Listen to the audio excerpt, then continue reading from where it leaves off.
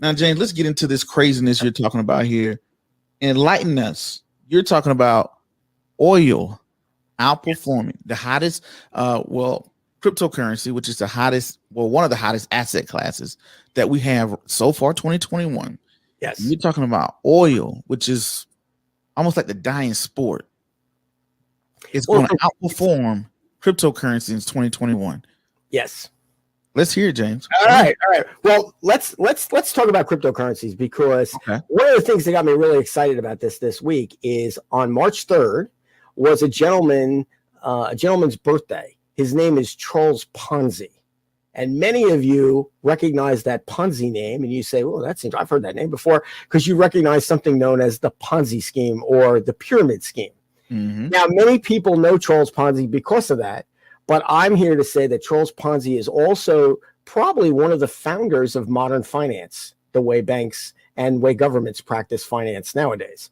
Mm-hmm. So, interesting enough, in 1935, I believe, the Social Security Trust Fund was patterned on a Ponzi scheme, and many other things, the way the government works. And this is not to imply that somehow the government was doing this to trick people. Many other things are also patterned on this pyramid scheme idea. Don't kid yourself. A lot of pensions, even corporate pensions, to some degree, are predicated on the idea that when you retire, 2 guys are going to be paying your retirement, or 3 guys, or 4 guys, or 5 guys. As long as more people keep going in the system, the people who are retired are fine. Well, I want to get this right.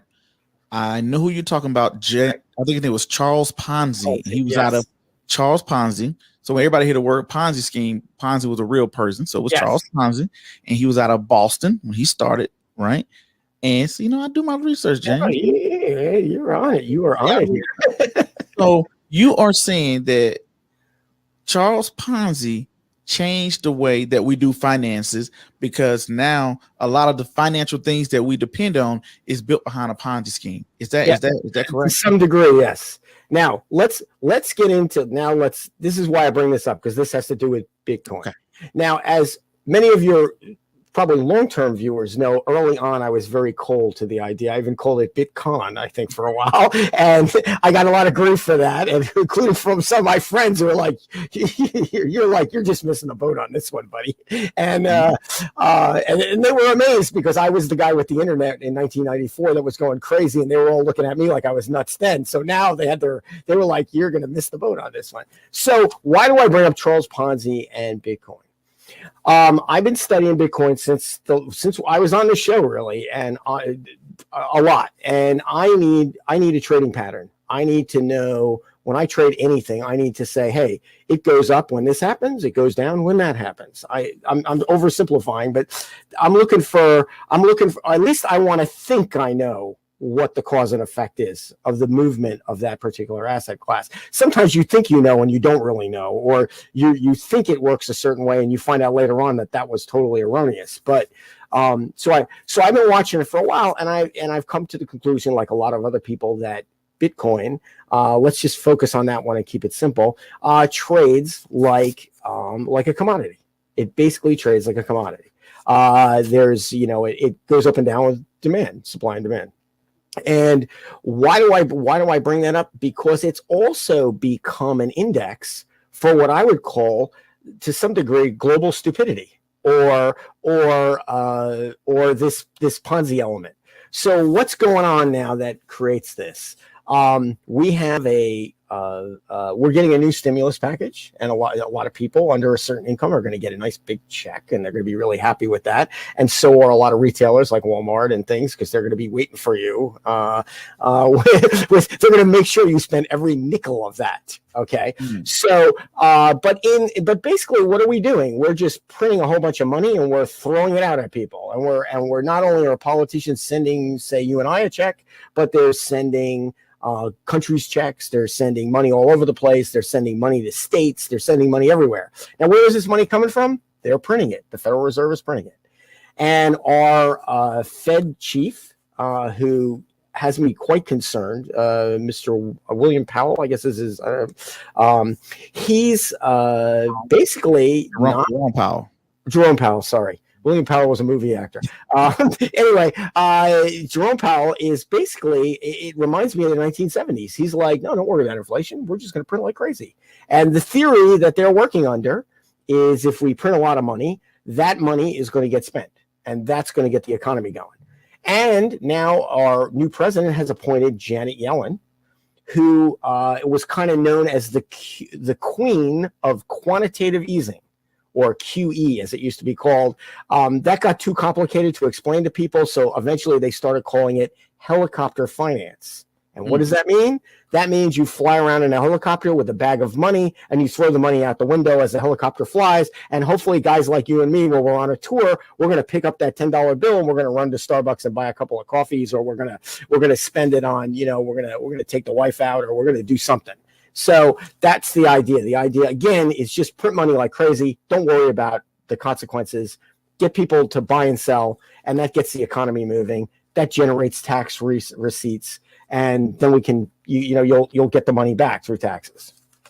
Now, I look at all this, and I think there's a limit to how much you can get away with.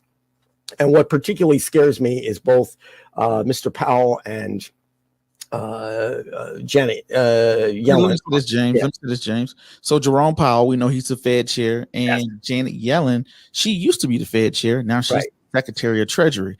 I want to ask yourself this question. They did the same thing back in 2008. They did the same thing back in 2000. Lower interest rates, pass a bunch of stimulus plans, and hey, we made it through. Why do you think? What's the problem? I'm not saying we're not going to make it through. What I'm just saying is the net effect of what really happens when they do this, and like any other thing, in the old days, the Fed would cut interest rates to kick up demand. They'd lower the rate they would charge banks, and therefore banks would then lower their rates to the consumers or to corporate or consumers. What happens as a policy tool is eventually interest rates get so low that becomes not effective anymore, because if you're at 1% interest and you go to 0.5%, it doesn't really do a whole lot. When you were like in 1977 and interest rates were 17% and you lowered it to 11%, those were huge cuts in interest rates. It magnified the effect of that dramatically. So what's happened is we've done this trick over and over again.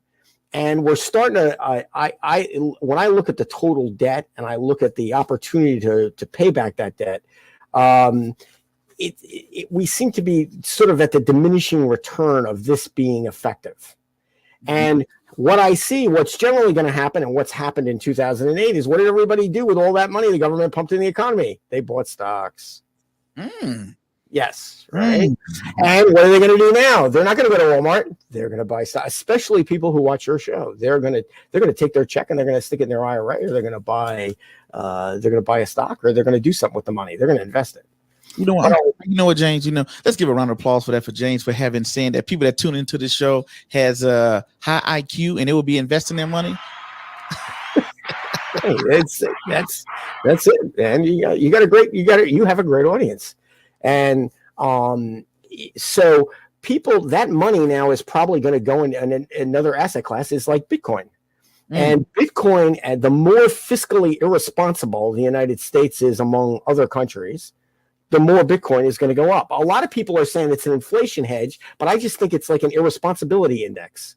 And there seems to be this feeling now that irresponsibility is the new normal. And so we're just going to go crazy and print money like crazy and not worry about it. And smart guys like your audience is going to buy stocks with the money. Other people are going to go to Walmart, buy that big TV. And I might even go to Walmart and buy that big TV, actually. But this is why Bitcoin is rallying. Now, it's already made a huge move this year. As you pointed out, let's go back to the election. What was it? 12,000 maybe? Yeah. Right. And now it's like 56. I don't even know what it closed today. Right. Okay. So now let's get to oil. By the way, James, it never closes. It's a 24-hour market. So. Right, it is right. I know, and old timers like me, we don't get it. We can't. We don't know. You got to sleep, even though we didn't sleep much, especially in a lot of the certain times in the 80s and 90s, we didn't sleep really that much at all. But the market at least gave us a chance to, catch our breath once in a while and reevaluate what was going on. And I want to let everybody know, James, I mean to cut you off, James, but let everybody know James has been around since the 70s, 80s, 90s, 2000 on Wall Street. That's where I met him at. So that, that's why I hold truth a lot to what he says. But go ahead, James. So now let's get to oil. So what's going on? We've had a transition of power here in the United States, and we had our past president was very much a believer in energy independence for the United States. And interesting enough, 4 years of the past of Mr. Donald Trump, we didn't have any wars in the Mideast. We did a bunch of stuff. It seemed like Israel and a lot of the other Arab countries, except for maybe Iran, were all kind of getting along. It was surprising. I think a lot of the Arabs were pretty surprised about it as well. What happened? Fracking increased. The U.S. became, by the end of the Trump administration, the U.S. became a net exporter of oil. Shocking. First time in a very long time. So now what's happened? We have a new president in, and he's into what's euphemistically known as the Green New Deal. Mm-hmm. And what does that mean? It means we don't want to use fossil fuels because they're dirty and maybe they can't be replaced. And eventually we're going to run out. More importantly, what he wants to do is use things like windmills and solar energy to replace a lot of fossil fuel energy creation. Mm-hmm. And well, that sounds great. You have a couple of problems. One being, can that really happen? And two being, for example, if you have 1 million barrels of oil a day, say that New Jersey uses, how many solar panels do you need to replace 1 million barrels? I don't know if there's enough land in New Jersey. Like, I don't know if you could really, can you fly a plane with solar energy? Could you fly a 747 with solar energy, right? Could you fly a big plane with solar energy? I think there's limitations. Like everything, there's limitations. Everything has a plus and a minus. And I'm not bashing alternative energy. I'm just pointing out obvious things. If you've been around a while, you see this stuff coming. So let's get it straight. Right now, the total global oil demand is 96.7 million barrels a day. And the oil business calls it MBPD. I love those acronyms. Like, don't you like the stupid acronyms, right? So I call it million barrels per day because I hate those acronyms. Like, they started doing that in the 80s, and it drives me crazy. The amount of oil production in the entire world is 93.6 million barrels a day. So that leaves us a shortfall of about 3 million barrels a day, which by historic standards is enormous. And what is that going to do? That means, and now we have a president who has asserted the Green Deal. So he's saying, well, we don't want to use fossil fuel. We're going to cancel the Keystone Pipeline. We're going to limit the amount of oil leases where people can lease federal land to drill for oil. So we're going to cut down on the amount of possible discoveries. And what else are we going to do? And we're going to push all this alternative energy. So when I look at oil, all I see is the price going up like crazy. And on election day, oil was around $32 per barrel. And today, even though it was down a bit, it is now $65, almost $66 a barrel. So it's more than doubled.